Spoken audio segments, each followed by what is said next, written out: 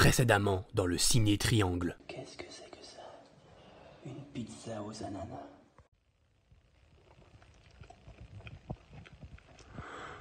Oh mon Dieu. Et maintenant, la suite. Qu'est-ce que c'est que ce délire? Je suis où moi là? Jules, depuis que tu as mangé cette pizza aux ananas, le monde est envahi par les forces du mal. Mais t'es qui toi? Qu'est-ce que tu fais dans ma vidéo? Je m'appelle Nins, et je suis une chasseuse de démons. Excuse-moi, mais tu ne ressembles pas à une chasseuse de démons. Pourquoi? Tu as déjà vu une chasseuse de démons?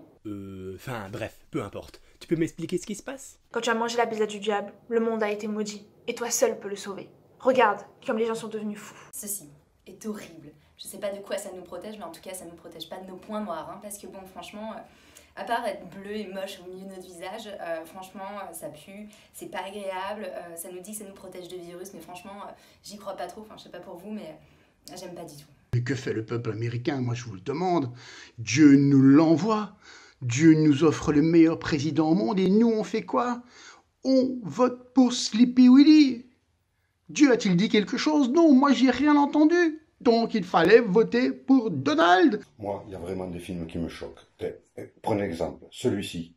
Hein. Si ça, c'est pas un film misogyne et sexiste, hein, le 2/3 du casting féminin finit avec des trous de balles plus gros que mon poing. Bonjour la symbolique quand même. Hein. Oh, tiens, j'ai pas vraiment l'impression que les gens ont tellement changé. Bon, je suis censé faire quoi? Le seul moyen pour vaincre cette malédiction, c'est de critiquer un mauvais film. Après c'est là, tu auras assez de force pour affronter la pizza magnifique. Je compte sur toi. Ah, j'ai une idée de film. Corona Zombie, film sorti cette année voulant évidemment surfer sur la pandémie du coronavirus. En fait, il ne s'agit pas réellement d'un vrai film, puisqu'il s'agit en réalité d'un redoublage quasi complet de Virus Cannibal traité la dernière fois. Ouais, on fait difficilement plus opportuniste et plus feignant. D'ailleurs, dans ce film, même les zombies montrent l'exemple en prenant soin de mettre un masque. Alors, qu'est-ce que tu en penses? Jules, c'est Dieu qui te parle. Ce n'est pas comme ça que ça marche. Tu dois parler d'un vrai film pour pouvoir vaincre le maléfice. Tu as eu tort de faire un tel affront au bon goût en mangeant cette pizza. Attends, mais avec tous ces criminels et ces terroristes, tu plonges le monde dans le chaos juste pour un gars qui mange une pizza? Peu importe. Tu dois bien choisir le film si tu veux sauver ton monde. Bon, puisque cette vidéo n'a aucun sens, prenons un film qui n'a aucun sens. Devil Story, film sorti en 1985, est réalisé par Bernard Launois. Il s'agit d'un film d'horreur français, normand pour être plus précis.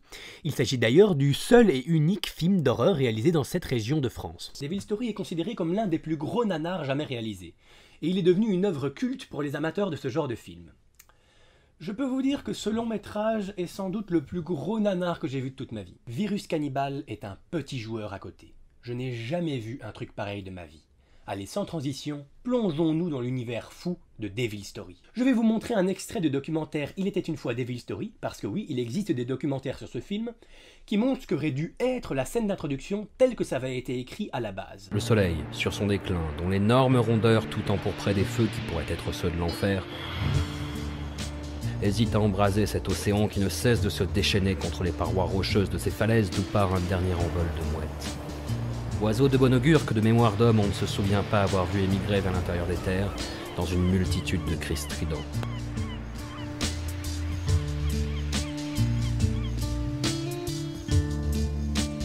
Un seul animal semble encore braver ce déferlement de cris, de vent et de bouillonnement qui paraît éclore des entrailles de la terre. Il ne cesse de piétiner en tournoyant sur lui-même, puis se cabre sur ses pattes arrière pour faire flotter, comme un étendard, sa longue crinière noire.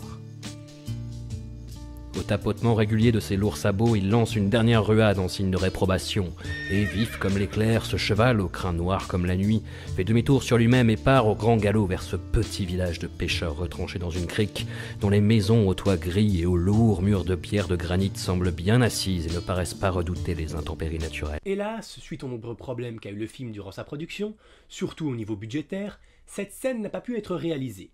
Je vais vous montrer maintenant la vraie scène d'introduction du film telle qu'elle a été tournée.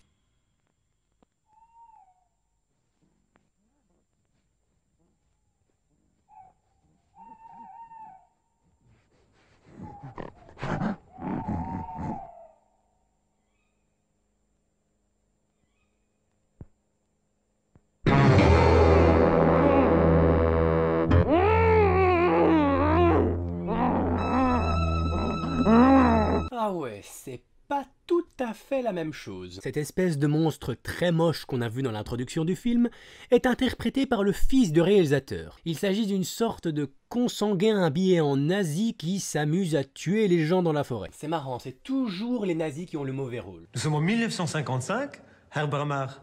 On peut avoir une deuxième chance? Je sais pas ce que vous en pensez, mais je trouve que le monstre ressemble un petit peu aux aliens musiciens de la cantina dans Star Wars 4. Et vous trouvez pas qu'il ressemble aussi à Michel Forever? Michel Forever? Mais si, tu sais, le gars dans Tellement Vrai qui disait qu'il pouvait pas dormir plus d'un quart d'heure. En effet, car si Michel se couche plus d'un quart d'heure, il risque de tomber dans le coma et mourir. Non, non, je vois pas. Oh bon, d'accord. Bref, continuons à suivre les aventures de notre cher ami le monstre.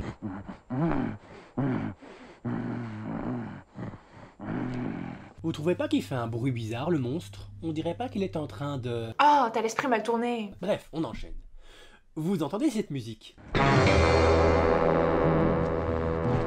Vous allez l'entendre souvent. Et très souvent. Non mais vous imaginez dans la vraie vie s'il y avait tout le temps ce genre de musique?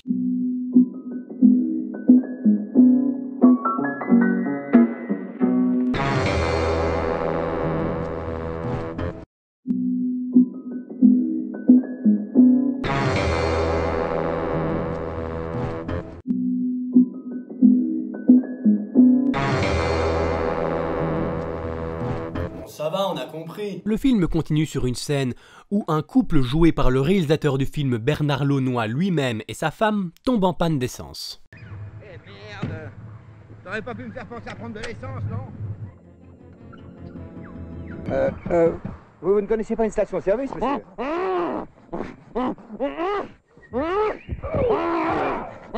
Attends, quand tu vois un mec avec cette gueule-là et habillé en nazi, toi tu vas tranquillement lui demander ton chemin?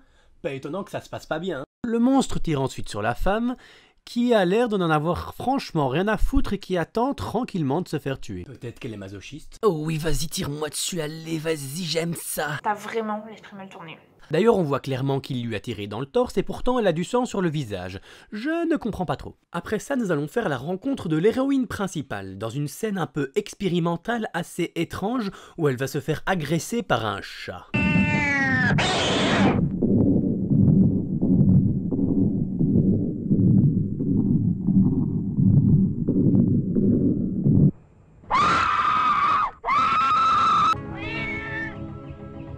Qu'est-ce qu'on est venu faire ici? Pourquoi on s'est perdu? Allez, viens, je t'en prie. Nous ne sommes pas perdus. Il y a un village à quelques kilomètres d'ici. Nous sommes presque arrivés. Arrivé! On arrive toujours avec toi, puis on arrive nulle part! Et mes mains! Tu les as vues, mes mains? Qu'est-ce que tu peux y faire? Elles sont très belles, ma chérie. C'est pour ça que je t'ai épousée. S'il l'a épousée parce qu'elle a de belles mains, elle devait être vachement douée pour... Mais c'est pas ma faute si le film me provoque. Après ça, on va avoir une scène plus calme, où nos personnages vont aller se réfugier dans une sorte de gîte château.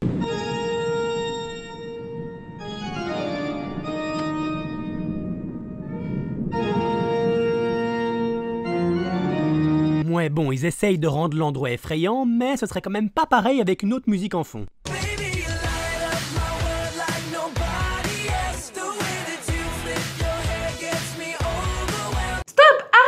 Bon, ça va. Ensuite, il va apparaître l'un des éléments les plus connus et emblématiques du film, le cheval noir, que le gérant du gîte veut absolument buter pour une raison qu'on ignore.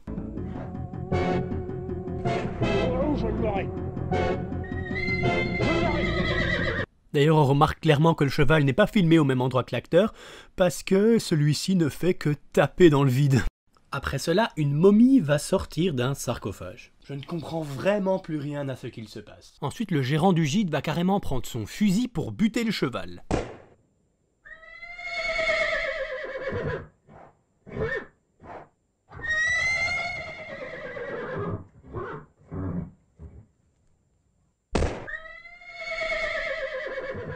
Sans succès. Pourquoi ce mec veut absolument tuer ce cheval qui n'a rien demandé à personne? Mais laisse-le tranquille, il a rien fait de mal. On retrouve ensuite notre monstre consanguin nazi, qui va, on ne sait pas pourquoi, commencer à se battre avec le cheval et se prendre un coup de sabot dans les couilles.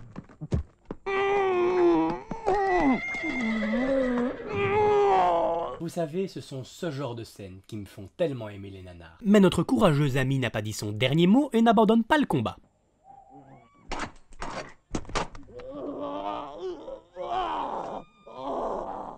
Et il se prend une grosse raclée. Mec, t'es littéralement en train de te faire défoncer la gueule. Pourquoi tu continues à essayer de te battre avec ce cheval? En fait, ça m'étonne pas que les nazis aient perdu la guerre. Le Troisième Reich et l'idéologie nazie m'ont toujours rendu dubitatif. Et puis aussi, pourquoi tous les personnages de ce film détestent les chevaux? C'est quoi leur souci avec cet animal? Je me demande vraiment comment ils ont écrit le scénario de ce film. Bonjour, monsieur Lenoir. Bonjour. Alors, quelle était votre idée pour la création de ce scénario? D'abord, je voulais mettre un nazi consanguin, parce que j'adore les nazis consanguins. Puis je voulais mettre une momie, parce que j'adore les momies. Et je voulais montrer ma haine pour les chevaux. Mais pourquoi tant de haine envers les chevaux? C'était quand j'étais très jeune, c'était il y a très longtemps, je me rappelle encore très bien. Je me baladais gentiment en forêt quand soudain j'ai vu...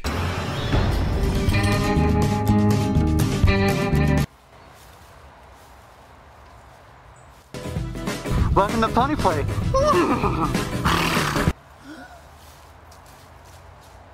Et depuis cet événement, je déteste les chevaux. Après que la momie ait réveillé une fille d'un cercueil en faisant un salut nazi, on retrouve notre ami le gérant du gîte, toujours occupé à essayer de buter ce pauvre cheval. Franchement mec, comment tu fais pour le rater à cette distance-là? Après cela, l'héroïne finit par retrouver le gérant du gîte. Je vous en prie, monsieur Zip. Ce que vous nous avez raconté est vrai. J'ai vu le monstre, le fils de la vieille. Je sais, mais cela ne m'intéresse pas. C'est l'animal qui est toute la clé du mystère. Mais le mec n'en a visiblement rien à foutre et préfère continuer sa chasse sous une musique de western, on ne sait pas pourquoi.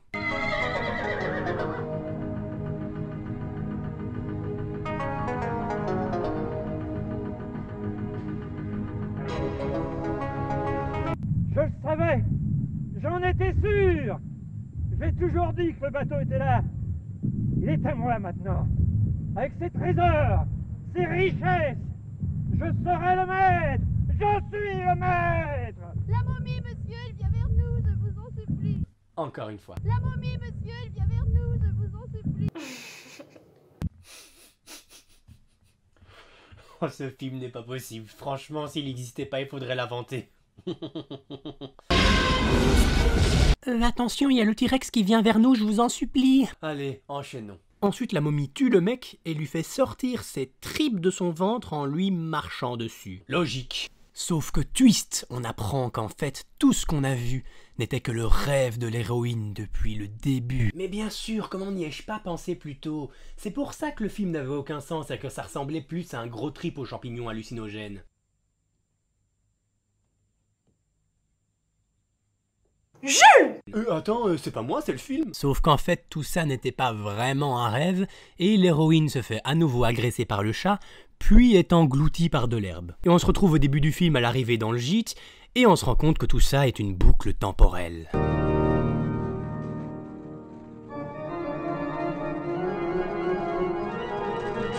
Et le film se termine là-dessus.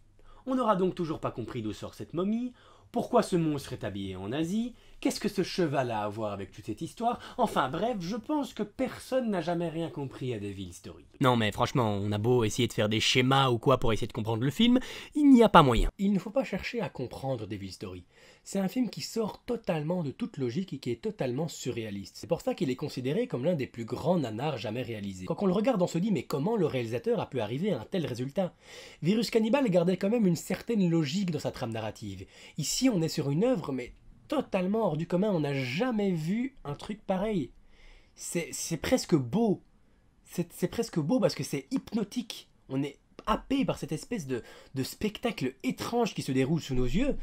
Et ouais, je le conseille à tous en fait. Tout le monde devrait voir ce film. Parce que vous n'avez jamais vu ça. Le film est tellement fascinant qu'on a carrément fait un documentaire sur lui. Je vais d'ailleurs vous en montrer quelques extraits. The one thing you can say about Devil Story, good or bad, we've never seen this before. It's unique. It's a film that behaves like no other film does. And for that reason, I wouldn't say it's bad. I wouldn't say it's good, but I would say, what the fuck is going on here? This plays like a slasher film in the middle of the day, killing random people that are just introduced in the story just to be killed. And then all of a sudden it switches from that to the pussycat, and then it switches from the pussycat to the horse, and then you throw in a mummy.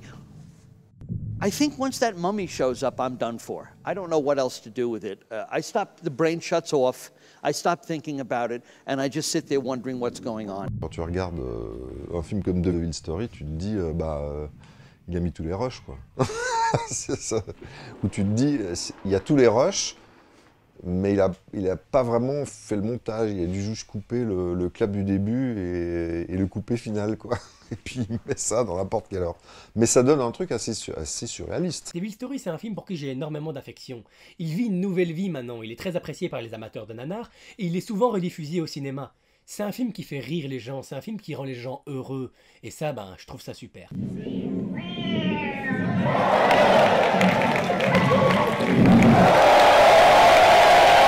Grandiose, superbe. Franchement, je m'y attendais pas du tout à un film comme ça. Génial, tout simplement génial. Je ne sais pas comment je vais continuer à vivre. Je crois qu'on n'est plus le même cinéphile une fois qu'on l'a vu. C'est un bonheur, c'est vraiment un bonheur de voir ça.